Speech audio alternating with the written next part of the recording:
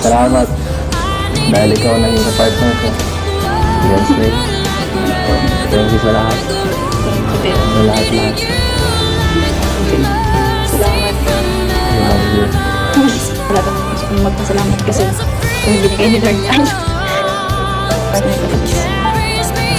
Kasi kung bait mo tapos hindi mo kasi masuportahan sa lahat sa mga ano sa kalimutan.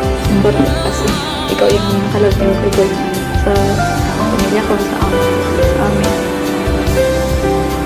Dun sa sinabi mo, I love you. I like you muna. Ano nga? Happy anniversary. Happy anniversary. Magpapatawa na siya.